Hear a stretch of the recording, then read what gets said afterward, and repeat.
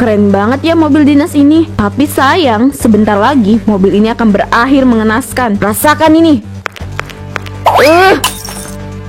Hah? Siapa itu?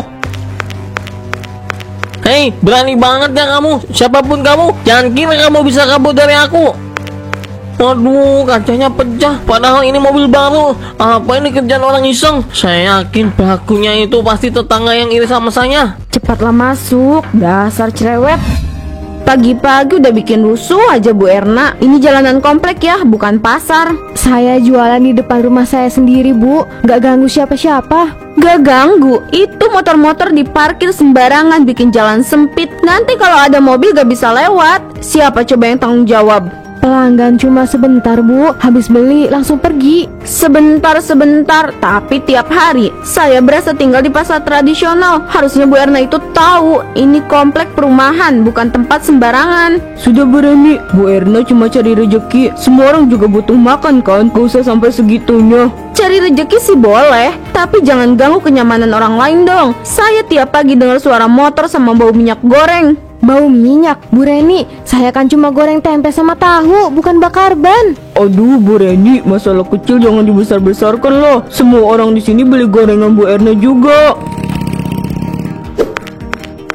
Nah, itu dia masalahnya. Semua orang itu numpuk di depan rumah saya. Mau keluar aja susah. Tuh, lihat. Contoh nyatanya, mobil saya mau keluar pagi-pagi terganggu. Mobil saya jadi nggak bisa keluar kan kalau kayak gini. Saya kan nggak suruh mereka parkir sembarangan, Bu. Kalau ada yang ganggu, saya tegur kok. Tegur apaan? Dari kemarin saya lihat gak ada perubahan tuh. Jangan-jangan Bu Erna memang sengaja ya diam aja, biar dagangannya laris. Sudah, kita ini tetangga, jangan ribut terus. Bu Erna, mungkin nanti bisa dicarikan solusinya buat parkir para pelanggan. Baik Bu Wati, saya coba atur lagi. Dicoba tai kucing. Awas aja Bu Erna, kalau besok masih kayak gini, lihat aja saya acak-acak ya dagangan kamu. Sabar ya Bu Erna, Bu Reni kan emang orangnya gitu, suka iri lihat kesuksesan orang lain. Aduh, gak habis pikir, kok ada ya orang kayak Bu Erna. Dia itu seenaknya jualan gorengan di depan rumah, bikin macet jalan. Memangnya kenapa, Bu? Dia kan jualan di halaman rumahnya sendiri, gak sampai masuk halaman kita juga kan? Ya tetap aja Pak, pelanggan parkir sembarangan, motor-motor bikin jalan sempit. Aku tuh risih tiap hari lihat keramaian kayak gitu. Biarlah aja Bu, dia juga cari nafkah buat keluarganya. Lagian kita nggak rugi juga kok. Kamu tuh nggak ngerti ya, kalau dibiarkan lama-lama komplek ini jadi pasar liar. Yang jualan gorengan satu, besok pasti ada lagi nih yang jualan sayur, jualan ayam. Memangnya ada yang salah? Kalau tetangga mau usaha kecil-kecilan, kenapa harus diributin sih Bu? Kamu serius Pak? Ini bukan cuma soal dagang, ini soal aturan dan kenyamanan. Jalan komplek ini jadi penuh sama orang luar. Kadang aku mikir, jangan-jangan kamu tuh sebenarnya iri ya? Hah? Iri? Sama penjual gorengan? Kamu pikir aku nggak punya harga diri apa?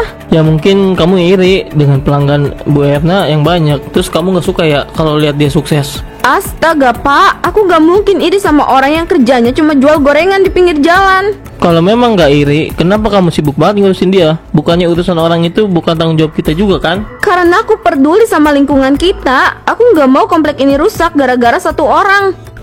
Ya udah Bu, kalau memang kamu peduli, lapor aja ke Pak RW. Tapi jangan habiskan energi kamu buat marah-marah sendiri. Tapi dengan catatan kalau Bu Erna emang udah ngelanggar aturan ya.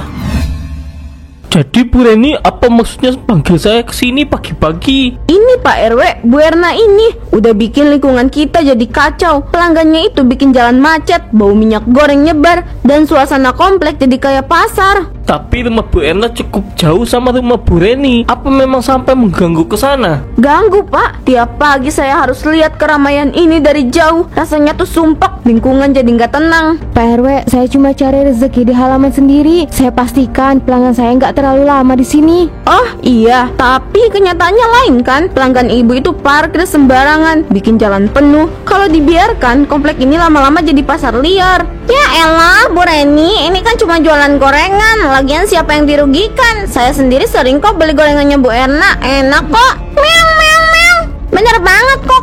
Yang ganggu itu bukannya gorengan Bu Erna, tapi suara Bu Reni yang suka teriak pagi-pagi. Apa-apaan ini? Bahkan kucing jadi-jadian pun ikut bicara ya sekarang. Meong. Bagus kok, itu baru didikan saya. Iri, bilang bos. Bu Reni tuh cuma takut kalah saing kan. Gorengan Bu Erna laris dan Bu Reni cuma bisa marah-marah di rumah. Bu Reni, jangan iri sama kesuksesan saya. Kalau ibu mau sukses juga, coba usaha sendiri. Bu Reni, selama ini saya gak pernah terima laporan resmi soal gangguan dari jualan Bu Erna. Kalau memang ada masalah, bicara baik-baik, jangan sampai bikin suasana jadi ribut. Saya cuma memperjuangkan kenyamanan lingkungan kita, Pak RW.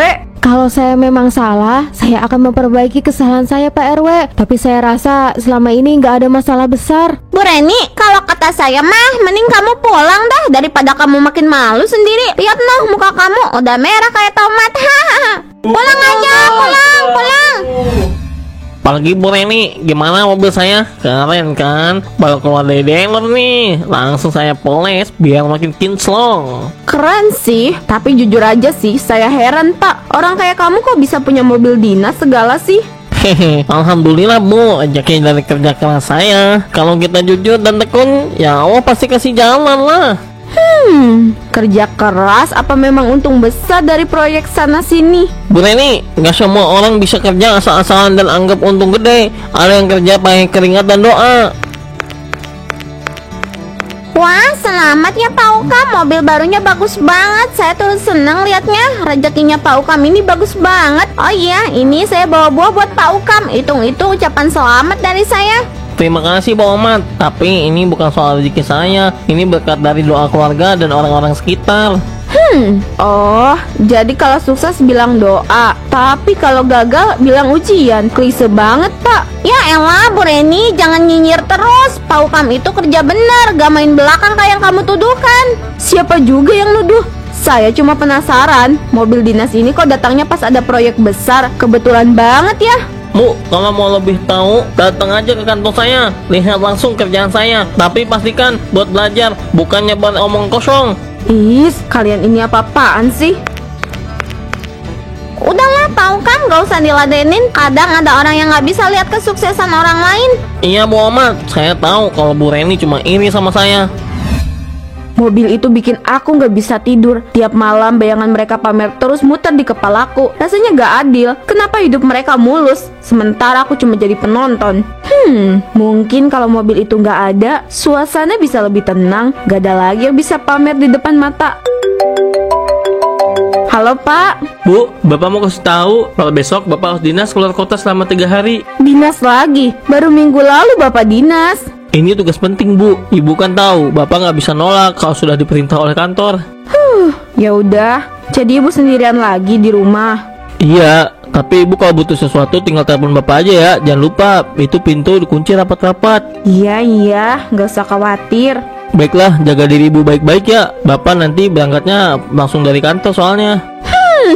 Mumpung si Bapak nggak ada, aku bakal kasih perhitungan sama Pak Ukam. Keren banget ya mobil dinas ini. Tapi sayang, sebentar lagi mobil ini akan berakhir mengenaskan. Rasakan ini. Hah? Siapa itu? Hei, berani banget ya kamu. Siapapun kamu, jangan kira kamu bisa kabur dari aku. Waduh, kacanya pecah. Padahal ini mobil baru. Apa ini kerjaan orang iseng? Saya yakin pelakunya itu pasti tetangga yang iri sama saya. Cepatlah masuk, dasar cerewet. Gak bakal saya biarin orang kayak gitu bebas. Besok saya akan lapor ke Pak RW. Aduh, kalau sampai ketahuan, tamatlah riwayatku. Tapi biarin aja lah, Pak Ukam. Ini baru permulaan. Pak RW, lihat nih mobil saya dilempar batu semalam. Goresan ini jelas banget disengaja. Astaga, siapa yang tega? Ini mobil baru kan? Siapa yang melakukannya pasti gak punya hati.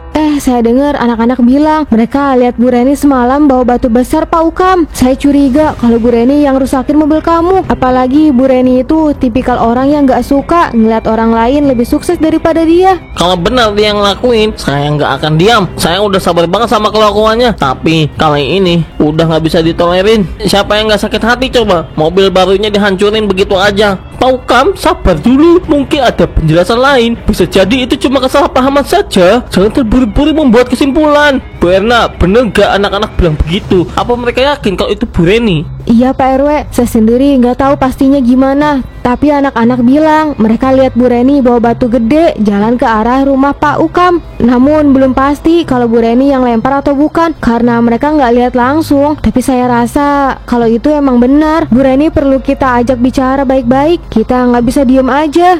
Saya nggak bisa sabar lagi Pak RW. Selama ini saya udah terus sabar. Lihat ini, mobil saya rusak. Kalau memang Bu Reni yang melakukannya, saya harus tahu kenapa dia bisa sekejam itu sama saya. Tenang dulu Pak Ukam, biar saya yang coba tegur Bu Reni. Nanti bicarakan dulu pelan-pelan, jangan sampai memanaskan keadaan. Kita cari solusinya, jangan pakai emosi. Tapi Pak RW, gimana kalau dia malah nggak ngaku? Bagaimana kalau dia tetap diam nggak mau tanggung jawab? Saya nggak tahu harus gimana lagi. Ya sudah, coba bicara yang baik dulu. Kita cari tahu siapa pelaku sebenarnya. Kalau memang Bu Reni yang melakukannya, saya janji akan bantu Pak Ukam sampai masa ini selesai. Bener apa yang Pak RW katakan. Lebih baik sekarang Pak Ukam sabar dulu. Mungkin aja ada penjelasan dari Bu Reni yang belum kita tahu. Jangan buru-buru ambil keputusan. Oke deh Pak RW, tapi kalau memang dia yang salah, saya nggak akan diam. Saya harap Pak RW bisa bantu selesaikan ini dengan cepat.